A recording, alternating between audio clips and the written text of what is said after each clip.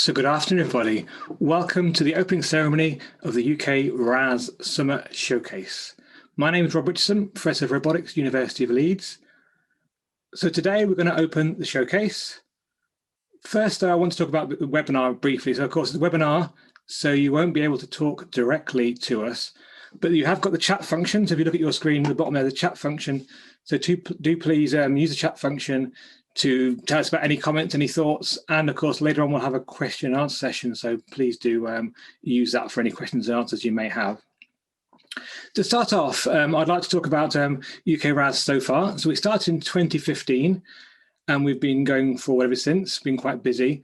Some of our key outcomes are our white papers. So our white papers are documents we've produced that give a technical aspect on a certain area, a certain application, in particular identifying barriers and opportunities for UK robotics.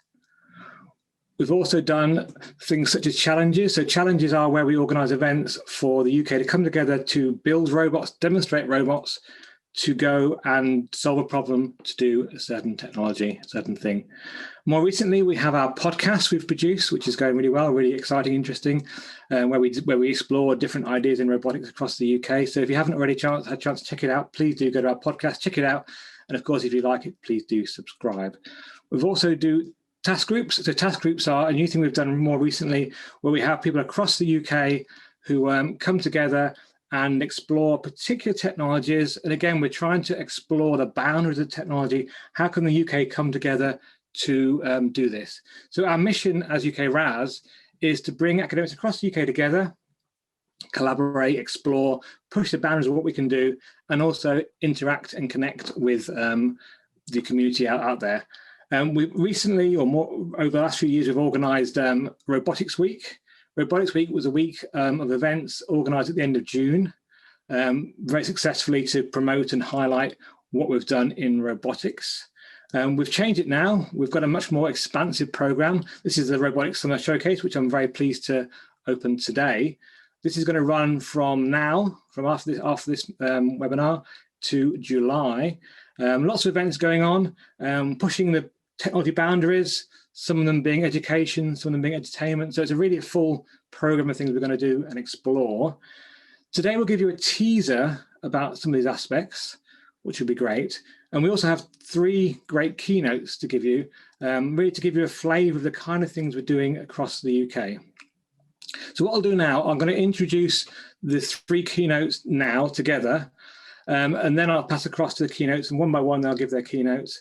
And then after that, we'll have chance for a question and answer session where we can discuss and explore ideas, and of course using the chat function to do that. So let me introduce the speakers now one by one. So firstly, we're going to hear from Dr James Chandler, who's a lecturer in surgical robotics at the University of Leeds, and he'll be talking about redistributing robot complexity, really exploring soft robots for affordable medical devices. Next, we'll have Dr. Katrin Lohan, who's Professor of Robotics and Automation at Eastern Switzerland University of Applied Sciences, and also an Associate Professor in Computer Science and Robotics at Heriot-Watt. She'll be talking about adaptive interfaces for remote human-robot interaction. And last but not least, we have Dr. Simon Watson, who's a Senior Lecturer in Robotic Systems at the University of Manchester, who'll be talking about experience of practical field robotics during lockdown, which I know many of us have faced. So really exciting program of keynotes. So I'm going to pass you across now to James Chandler. Please do start your keynote. Thank you. Thank you very much. I hope you can hear me okay. Great. So, and hopefully you can see my slides as well. Thank you very much for the kind introduction and the opportunity to give a presentation today. As mentioned, I'm James Chandler. I'm a lecturer in surgical robotics at the University of Leeds. And I really want to talk about the topic of soft robotics, and in particular, soft robotics within medical device development. And these are robots that are highly compliant. They can be produced at a very low cost, and they can interact safely with their environment without failure. As you can kind of see from the title, I'm pretty keen to look at this from the perspective of complexity and how we distribute complexity within robot designs. And this is something that's embodied by soft robotics, and something I think can offer exciting prospects for the future of safe and affordable medical devices. So firstly, just as a quick introduction or background, I'm part of a large team of roboticists and engineers at the Science and Technologies of Robotics and Medicine, or STORM Lab, in the School of Electronic and Electrical Engineering, University of Leeds. The lab is directed by Professor Pietro Valdastri, and the vision for the lab really centres around improving the quality of life for people undergoing flexible endoscopy or keyhole surgery, and this is through the development of affordable and intelligent robotic solutions. My research interests really align with this vision, and in particular have a focus around affordable technologies for upper gastrointestinal endoscopy, where visualization of the esophagus and the stomach is required to allow us to screen for diseases such as cancer. And just some quick statistics on that. We can see that gastroesophageal cancer represents the fourth most common cancer globally. And unfortunately, there's over 1.5 million cases each year, and tragically, a very high associated mortality rate. But beyond just the numbers, there's also a very high level of the geographic variability associated with these types of cancers. What this means is that some of the high incidence areas fall in locations where there isn't really proper access to endoscopic screening to facilitate this early detection. There's a big problem, and we need to continue to look for ways to make detection easier, faster, and ideally less dependent on existing infrastructure. So how might robotics help to solve this challenge? And speaking specifically to surgery, we've seen in sort of past few decades, there's been a lot of exploration into how robots can be used to improve surgery. This is mostly to take advantage of the high precision of rigid robotic systems to better perform delicate procedures on tissues within the body. Essentially, this allows augmentation of the skills of the surgeon with the hope of providing better outcomes for the patient. But these kind of approaches, although very successful, they're still pretty bulky, they're expensive to purchase and run, and they typically rely on the use of straight, rigid tools. That can become challenging when you want to work in delicate, small workspaces. So you can see as an example here, this area of continuum robots, which looks to move away from this rigid link style structure and instead use devices with these elastic members or backbones. So when you actuate them, you apply loads to them, they tend to bend to form these continuous curves. They usually look a lot more kind of bio-inspired. They look like something from nature in that sense, when you compare them to more traditional robot arms, for example. Again, though, although they're quite well suited, they're still made from these hard components. So they maintain a relatively high stiffness, and their interaction with human tissues in particular needs to be very carefully regulated to avoid inadvertent damage, for example. And this is where soft robotics can offer some potential solutions. And soft robots, as some examples shown on here, they can really be classified based on the material that they're made from. In most cases, that's from highly compliant elastomers like silicone rubber, and these can stretch many times their original length. And the kind of main benefits associated with this are, one, you can support kind of large structural deformations without damaging the actuator. And I guess more importantly, that low stiffness means that they're able to passively deform during interaction, which makes them much safer to operate when you're in a delicate environment. So hopefully you can kind of see how continuum robots and soft robots can be quite well matched to the human anatomy. So we think about kind of the branching variable diameter of the bronchial tree in the lungs, for example, or perhaps like the tortuous pathway from an artery in the leg all the way to the heart. You can kind of understand how these are quite well suited to those kind of tasks. But perhaps coming back to the kind of title of the talk, how does the design principle of soft robotics in terms of complexity compare with traditional approaches? So you can think about complexity in a number of different ways. You might think of the number of degrees of freedom. You might think of something like the number of lines of code in creating a device, the component count, the cost. All of these are kind of valid assumptions for complexity. But perhaps the most useful thing to think about is at more of a high level. Consider how the relative complexity of a particular system is distributed. So if we look at something that's arguably more of a traditional robotic system, there's broadly quite a common architecture that applies. So if we start from the interaction point, so that's kind of where the robot meets the environment, and this will typically have elements with very high stiffness and low variability, and this can represent quite a low complexity ultimately. But as we move kind of further up the system, we get to the drive mechanisms like electric motors, for example. Many systems, they're still quite simple and invariant, but they do represent a step up in complexity. And then finally, you have this very high level of complexity when we think about the embedded low-level control systems or the higher level kind of sensory and navigation functions that are needed. But if we look kind of as the soft robotics as an alternative, we generally see the opposite. So starting again at that interaction point, we see nonlinear materials with complex 3D geometries. These can deliver quite high variability when under actuation, but also during interaction with the environment. So you should be able to see this quite famous example from Whiteside's group in Harvard of a walking soft robot. This really demonstrates that high variability of the interfacing actuator component in this case. But even as we move away from just the actuator, we typically maintain relatively low complexity in terms of regulation of the actuating medium. So that could be a pressurized fluid or an electric current, for example.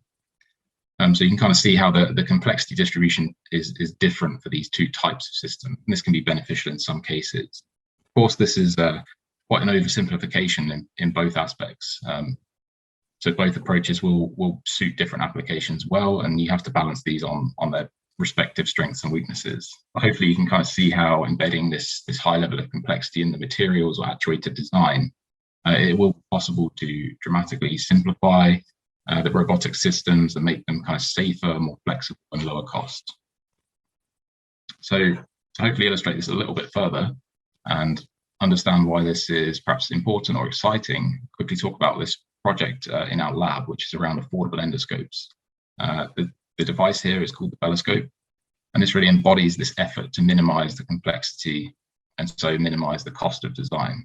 As the name suggests, the key aspect here is around the use of bellows, and these are like folded or pleated structures. You could think of like an accordion, for example. And basically, these are able to extend and contract very easily. So if we take 3 of these soft bellows, we connect them via a series of air tubes to the handle of the device, then place inside that handle 3 syringes, just standard off-the-shelf, low-cost syringes, 1 for each. We can then connect the pistons of those to the joystick-like handle, which is inspired by Continuum robot designs, as you'll perhaps notice from looking at it. So what happens is, basically when you bend and rotate this joystick, it will compress and extend the syringes accordingly, and so the pressure will change in an associated fashion, and thus the bellows will move. So when you actually run this, you can see how the inputs to the handle are mirrored to the outputs of the tip. And this makes it very easy and intuitive to steer the device. And so we can realize tip diameters of around about 8 millimeters with an integrated camera. But ultimately what we've done here is we've looked to embed the complexity into the soft robotic tip design, and also to some extent in the user interface that's developed. But that means that we realize a simple and low cost system. And we hope this can reduce the training that's required to get to proficient operation of this endoscope. And then hopefully, because it's so simple and low cost, it means that there's potential for it to get further afield and to reach those people most at risk in terms of screening. So although this is a very low complexity system, we can look to go a little bit further and reduce that complexity further, in particular looking at fabrication of the endoscope tip. So to this end, we've been looking at kind of alternative methods of fabrication to make this tip, and particularly found this approach of fabricating through injection molding with these screw-like internal structures. And this means that we can make compact design around 1 centimeter or less in diameter. And this can be done in a single material with multiple independent air chambers inside. This allows us full 3D control. You can see some of the examples of the device under actuation here. It's kind of clear from this, though, that it's not as easy to control this version if you compare it to the previous design. So although we've removed some complexity from one aspect, we have to ask ourselves if we've actually shifted that complexity to somewhere else within the system that then needs to be dealt with. So in general, this is actually quite an important consideration when you start to use soft robotics. Although they can offer these potentially safer, lower cost devices, they also pose quite a few significant challenges from fabrication and control perspectives. So how do you reliably manufacture these at the right scale? How do you account for the interactions that they're going to see? How do you sense position and shape of the device? And I guess crucially, how do you do all of these things, solve these challenges without adding back in all of the layers of complexity that have been displaced by using this type of design? So I think these are kind of key important questions to be addressed in the exciting future of software robotics for medical application. And I just want to say thank you to everyone for listening and for the invitation again, and to all of the people that have worked on this project, as well as obviously the associated bodies, and I look forward to questions at the end. Fantastic. Thanks, James. Fascinating, fascinating. So without ado, we'll go across to Katrin, please, for her keynote. Thank you. Hi, give me a sec to start my presentation.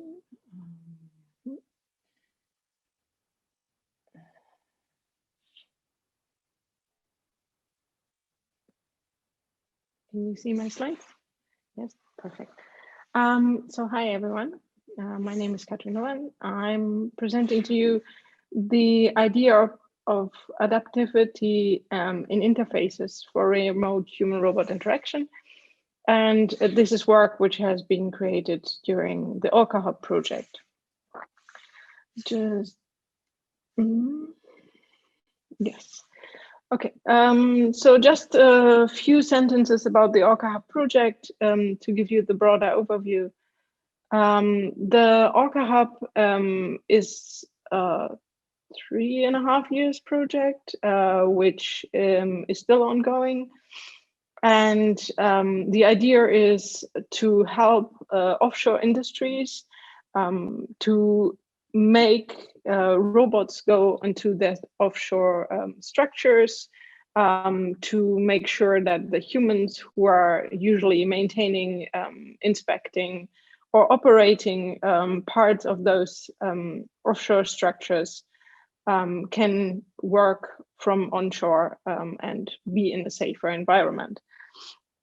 The mission that Orca Hub was sending out to was to translate state-of-the-art research into industrial products, and also to strengthen productivity in that particular area or in that supply chain. The Orca Hub in general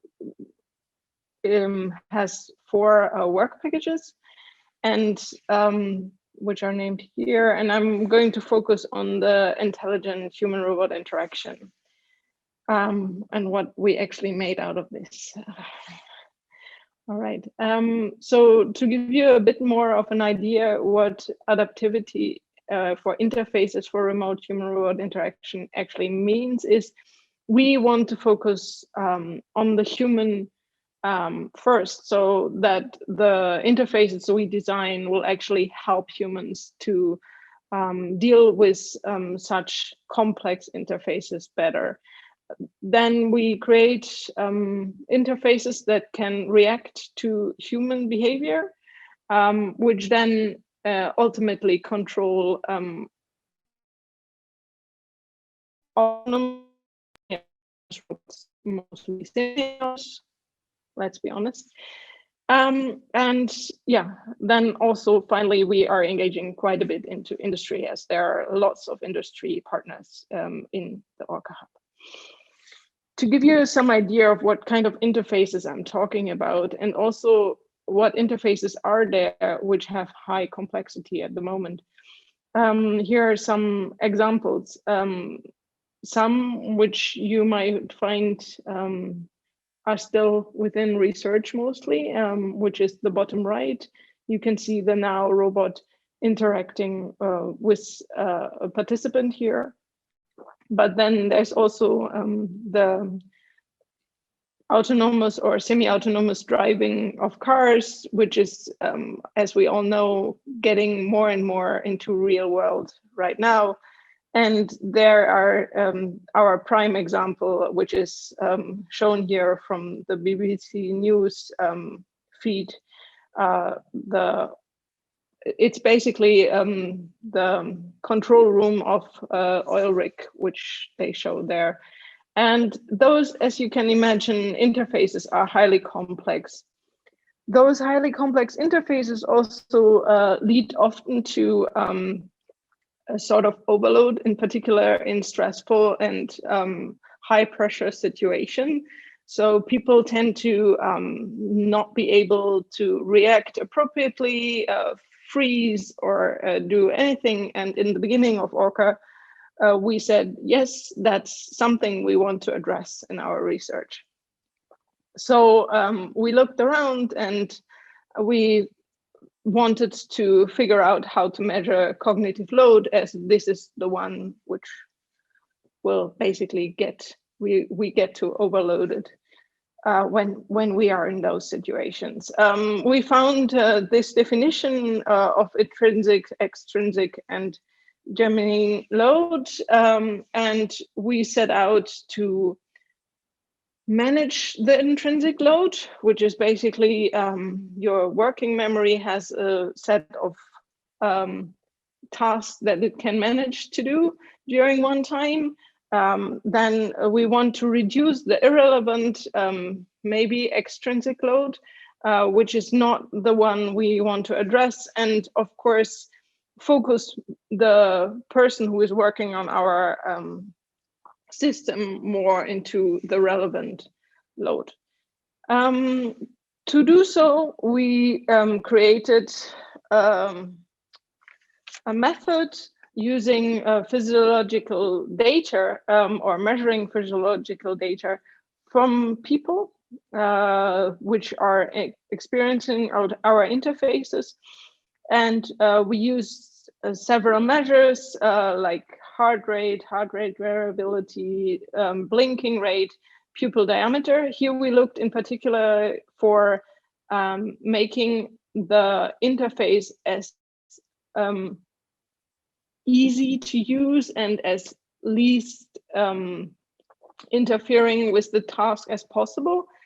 Yeah, you can argue the heart rate monitor still is attached to a finger, so there is some improvement still needed.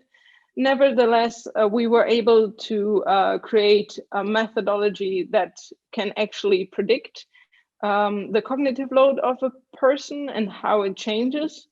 And we can actually use different tasks to predict some other tasks cognitive load in a human. We decided to keep it simple, so we identified something which is low cognitive load, medium cognitive load, and high cognitive load, and design our interface changes or adaptivity accordingly based on those methods. Well, in the beginning of ORCA, we started off with designing a game to also give more people a chance to experience what is going on in such tasks, in such jobs. And this game is basically, the challenge is you have 4 different robots, a red one, a blue one, a green one, and a yellow one, and you have to extinguish fire. You have to maintain the platform that you're on. You have to also find the location where they are. You have to maneuver around. With this game, we then used our methodology of tracking cognitive load to switch off and on adaptations to our system. So our system will get more and more helpful, or it will get easier to solve the game when you're more stressed or more loaded cognitively.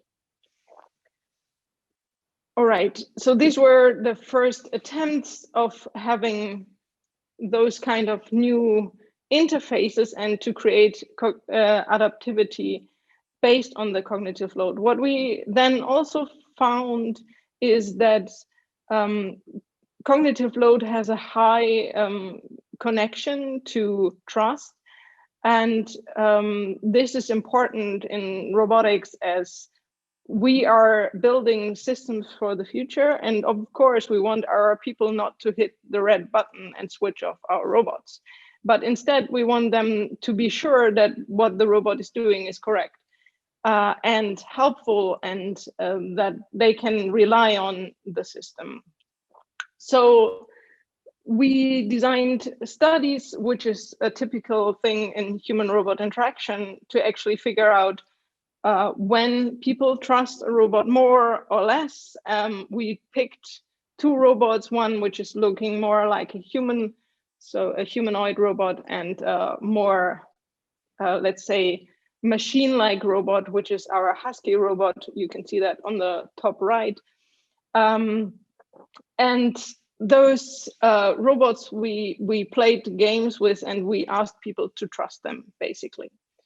That was one of the studies we did, and we found that there's a strong connection between the cognitive load and the trust they put into the system. And not surprisingly, people trust a system more if it looks more like a human, which is just human nature.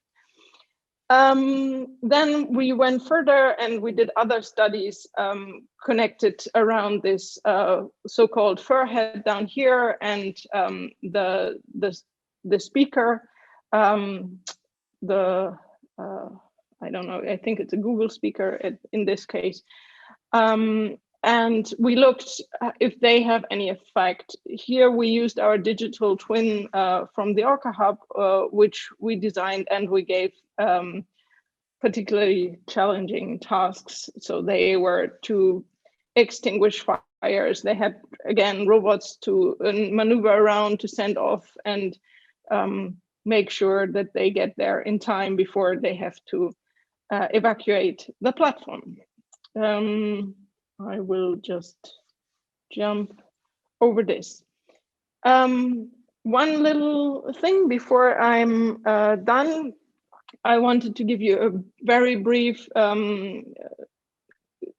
teaser into our new work. So at the moment, we are looking also into affordances. Affordances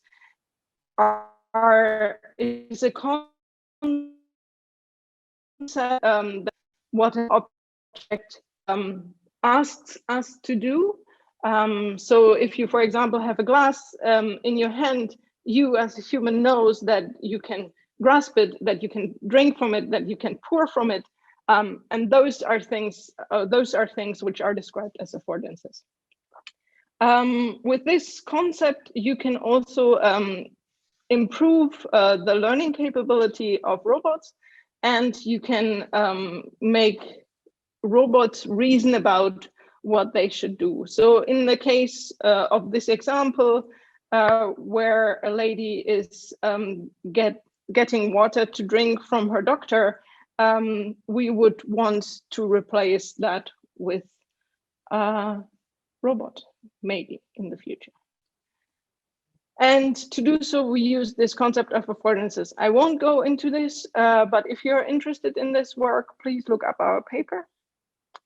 But why I was talking about this at all as well is to highlight that this particular research is very hard during the COVID pandemic, and I wanted to give you some ideas of what we have learned during this crisis in that area.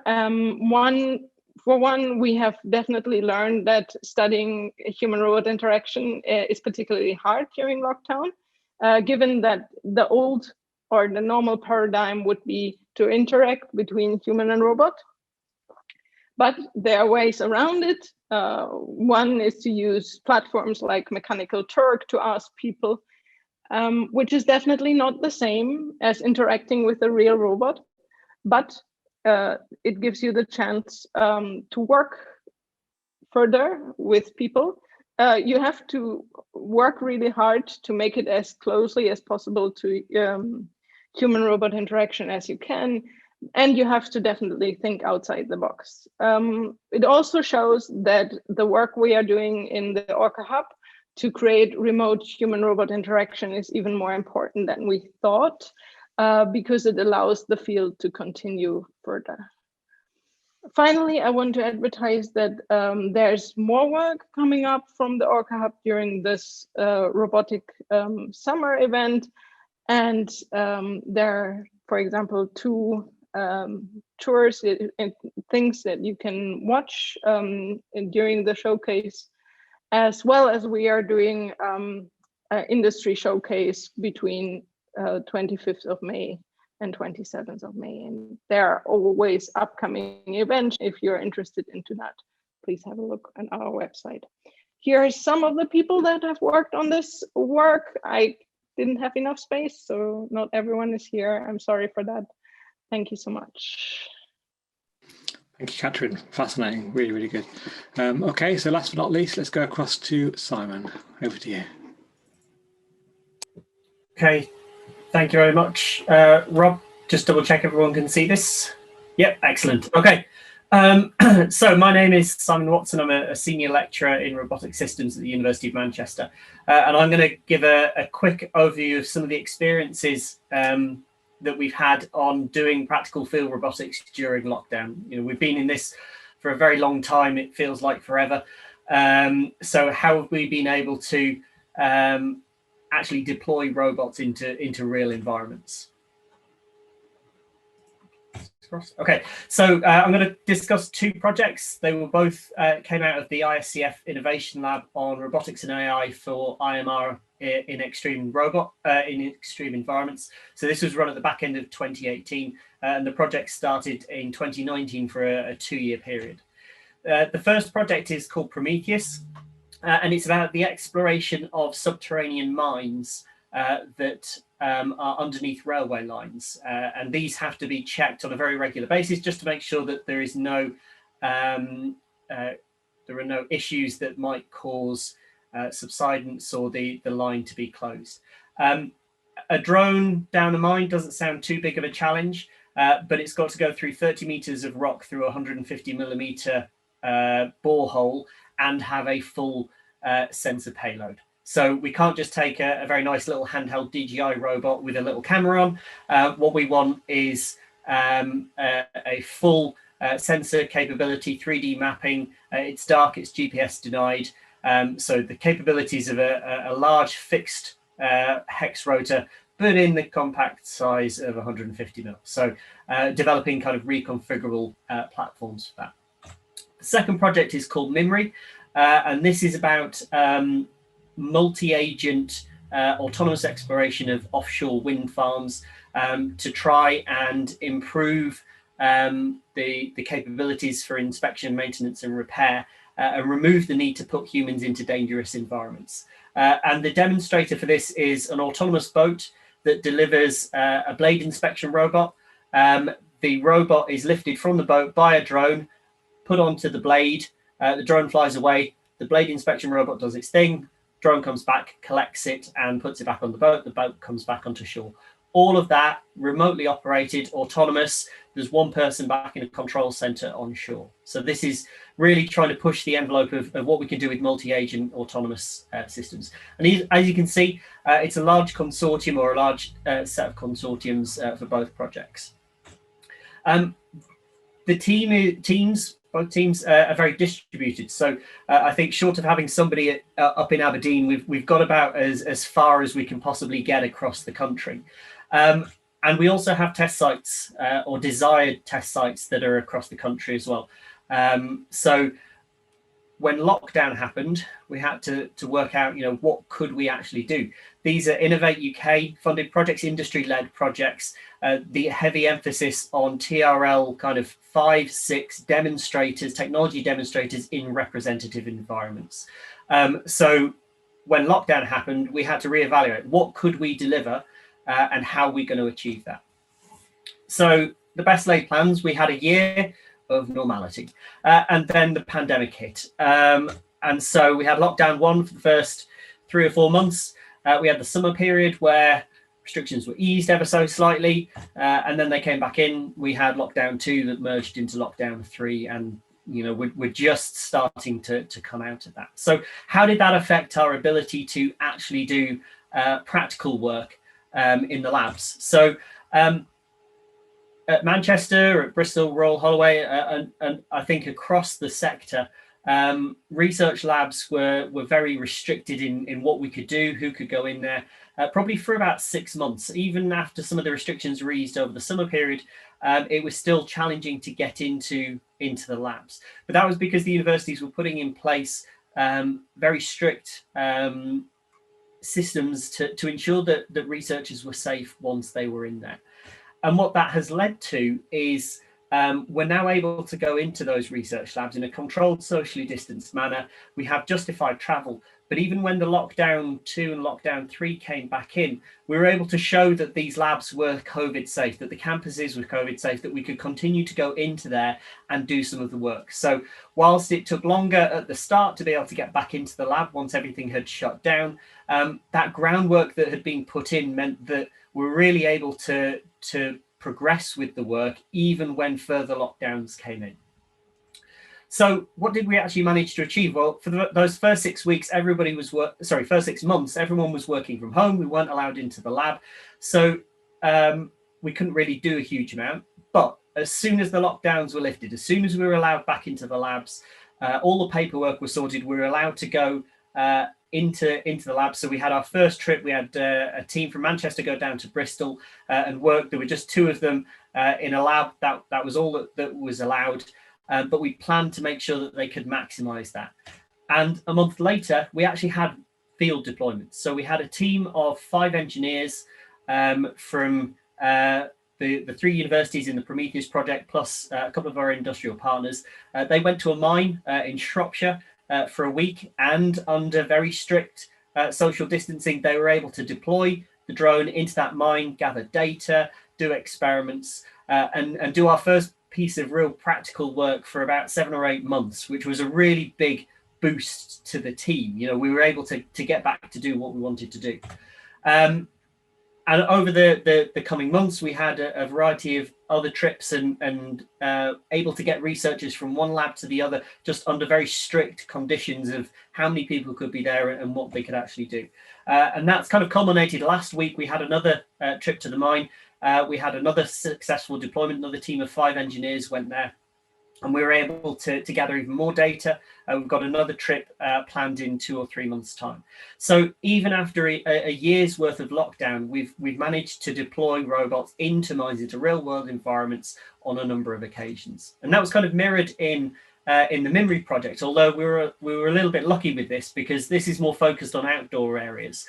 So we were able to do some field work in August before the labs had opened, simply because it was genuinely a field. It was actual field work. Here we are. So that they took the social distancing to extreme. That's about 20 meters between those 2, a little bit far, but you know, it allowed them to be able to do some preliminary experiments. So we could do these field trials August, September time. A team at Bristol managed to go and do trials at sea in October. So they were able to land a drone on a boat autonomously in October, which I don't envy them because it was very, very cold. November to March, not a good time to fly things. Generally, the weather is rubbish. You don't want to be flying outside, and it's very cold. So not a huge amount that went on in those couple of months. But in the last month or so, we've had multiple trips to and from Manchester, Royal Holloway, Bristol. Bristol had further trials at sea last week, and this week we've got another team. They're actually in that field at the moment doing more experiments. So it has been possible to do some of these practical deployments.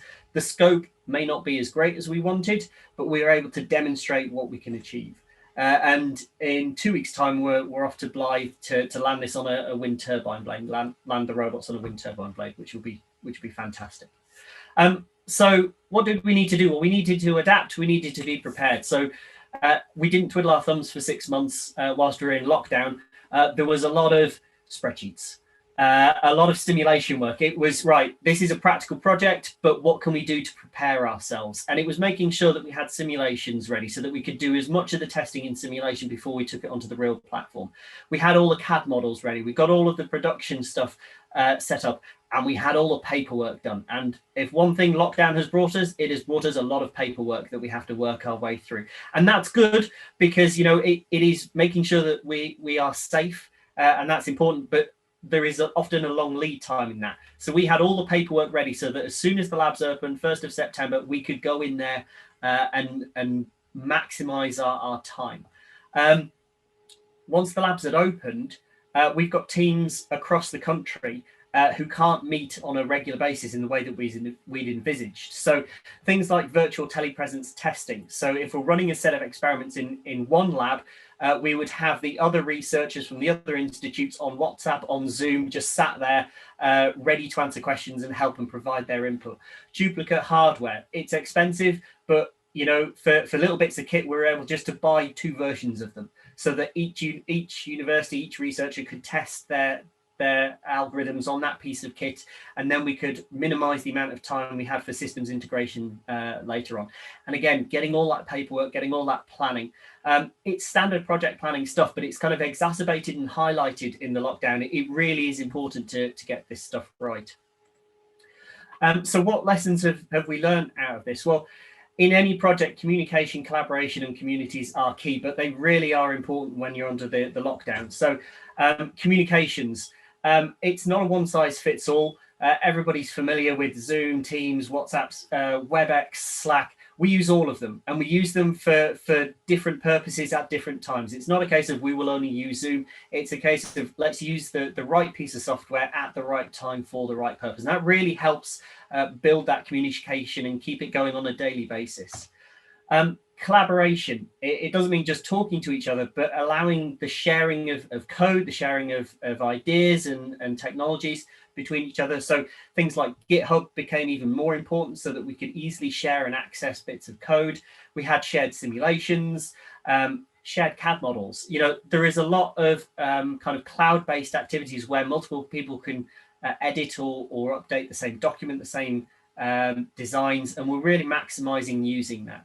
And I think the last thing, the most important thing, is communities. So we brought the team together. And so both teams, Prometheus and Mimri, we've got weekly meetings, which are just relaxed and friendly. They're all on Zoom.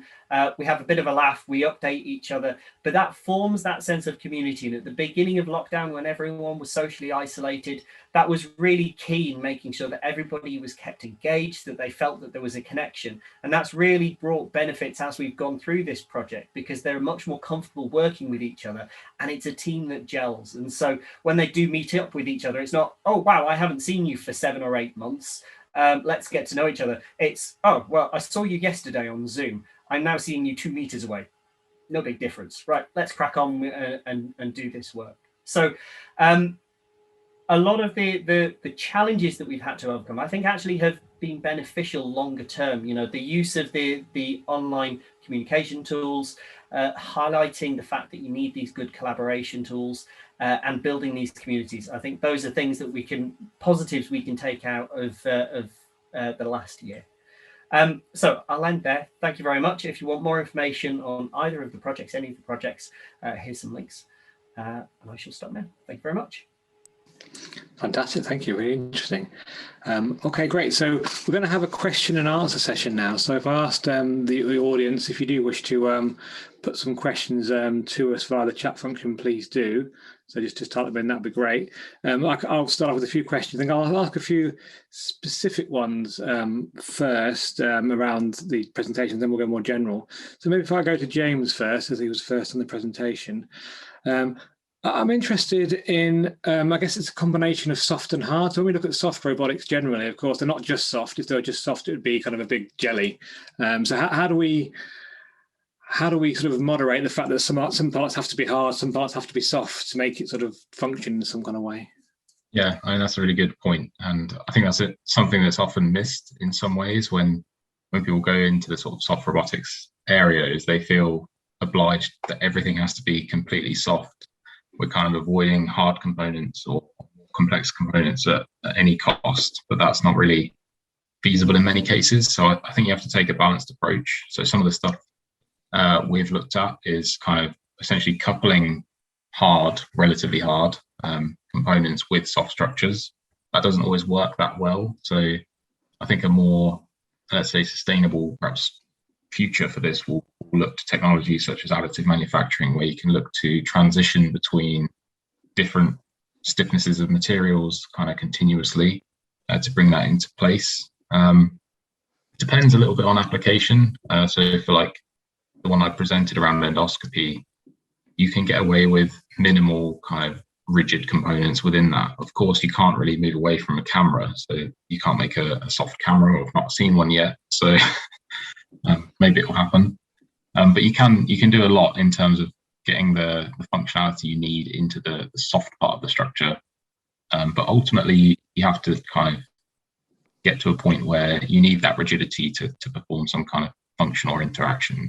So yeah, it's kind of it can be solved in different ways. It can be quite simply solved by attaching components together, but I think there needs to be a more considered and kind of focused effort to get the best of both worlds to sort of meet together.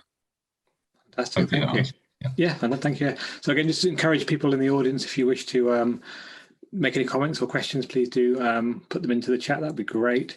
Let me go to Katrin.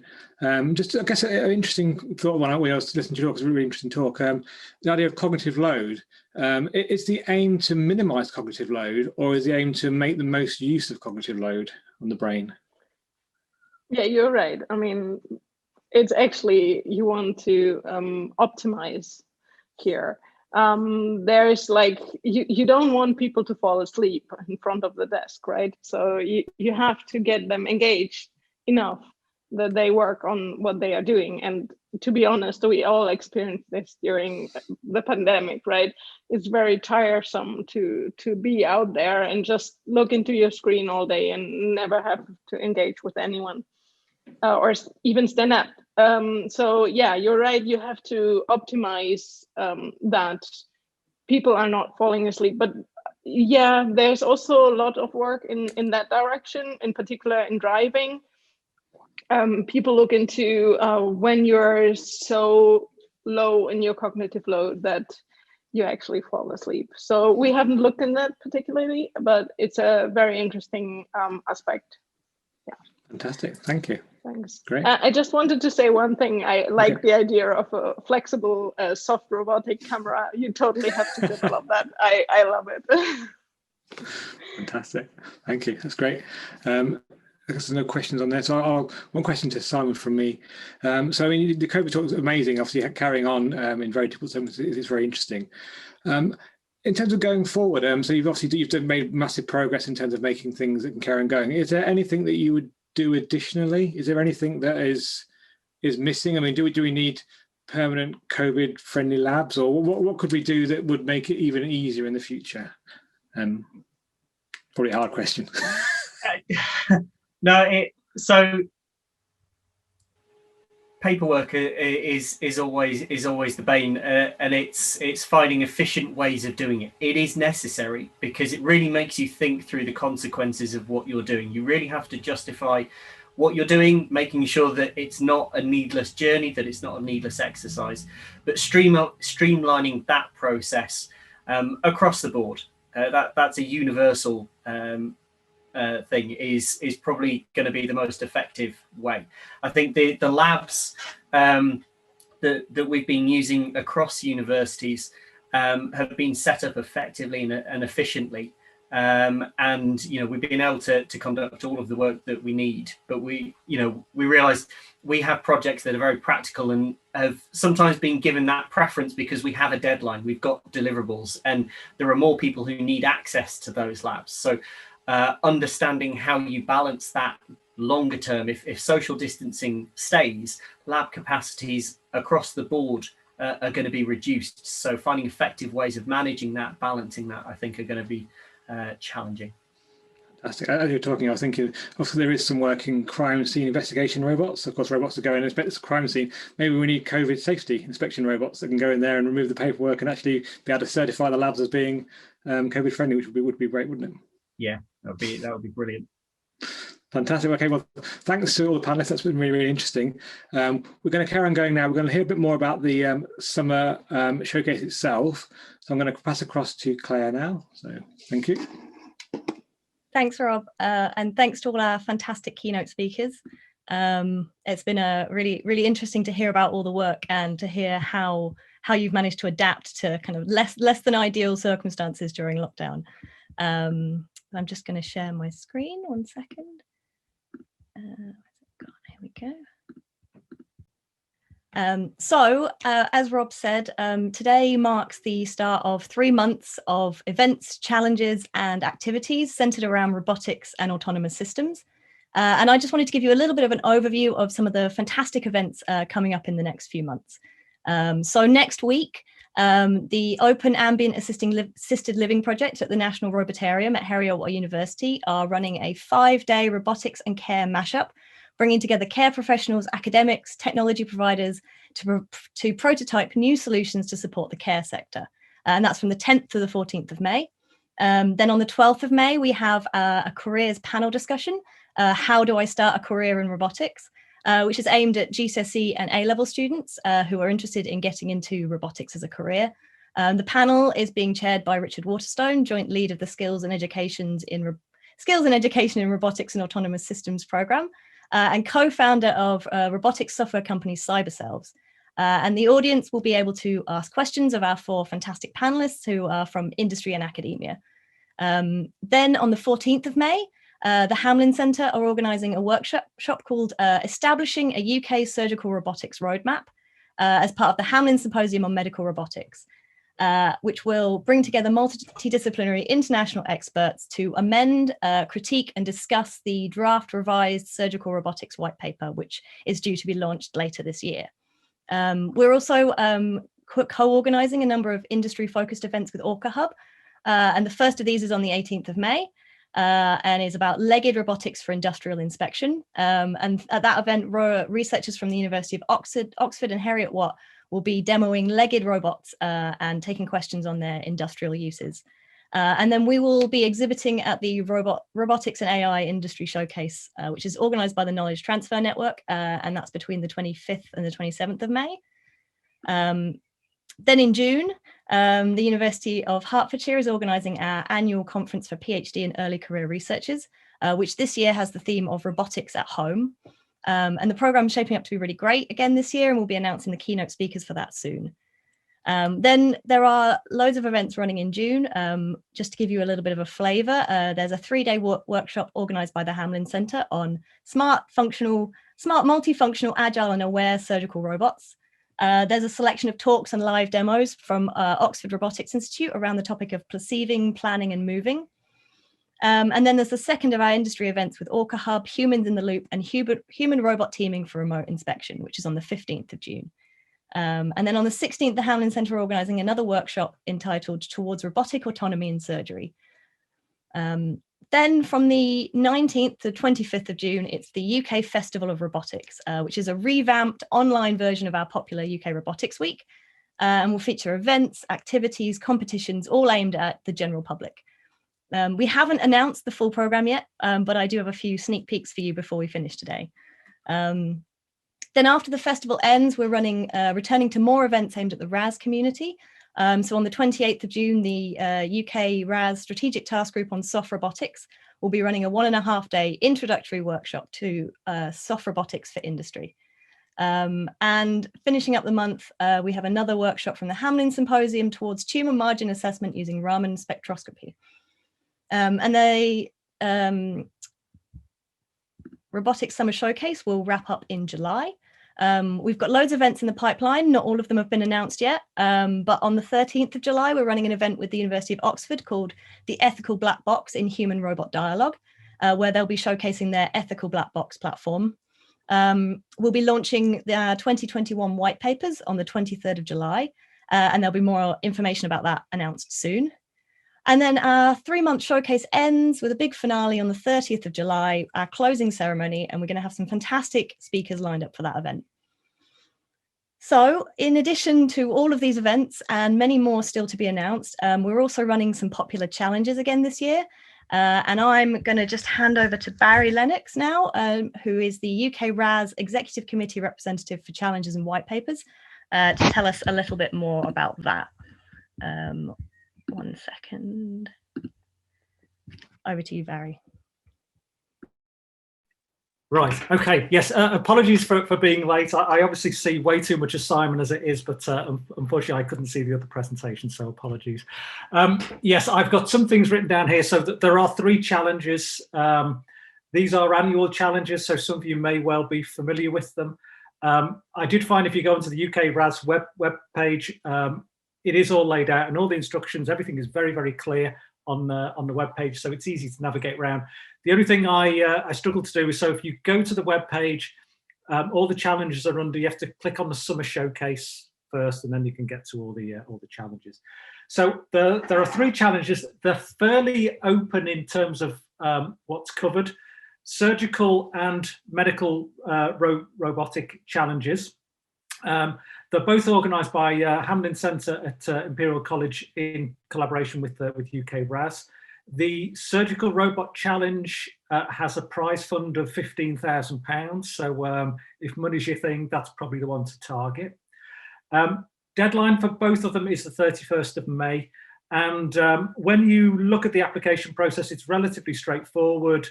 It's submitting a video, short presentation, and then filling in an online form.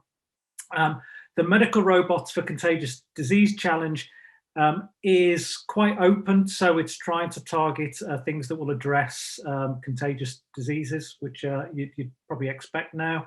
But it's fairly open, so these things aren't, they're not specific, you have to do this or this. They are fairly open challenges. I did look at last year's winners, so if you go onto the webpage, you can see last year's winners, which gives you an idea of the type of things that they're looking for. I think that there's 3 prizes for the Medical Robotics Challenge. Only one of those was won in the UK, so maybe we could improve that this year. The final challenge is the Manufacturing Robotics Challenge. That is to be announced, so all the details still to be announced. It's run by University of Sheffield and the Advanced Manufacturing Research Centre. Last year, to give you a flavour, there is a video online, but last year's was a design of a robotic assistant that would work alongside a worker and hand them tools. So you would ask this robot, I want a screwdriver, I want a hammer, and it would pass you that. So that was the kind of thing last year, and that will be updated. I think Claire is expecting the update any day now. So hopefully I've included all the things I'm supposed to have included, and Claire will tell me otherwise. Thanks very much, Barry. Yes, that was everything. Thank you.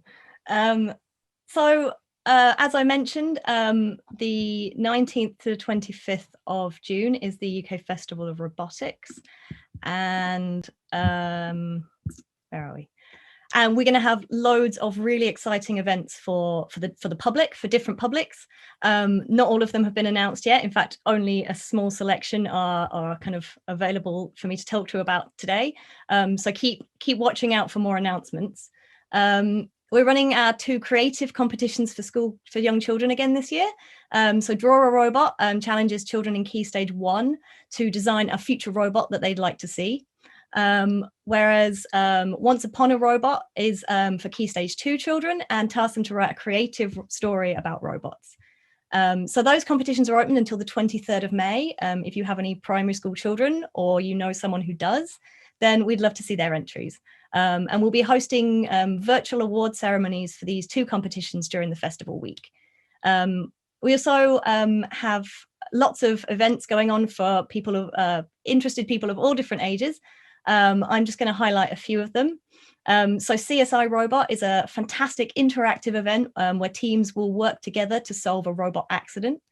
Mosaics with Swarm Robot Tiles is a creative, collaborative game that uses swarm robotics.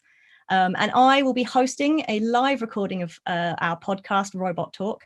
We've got some great guests lined up for that, and people can ask their live questions to the panelists there, so that'll be great. And then finally, one of our biggest events for the UK Festival of Robotics 2021 is Robot Lab Live. And rather than saying any more, I would like to show you the event trailer.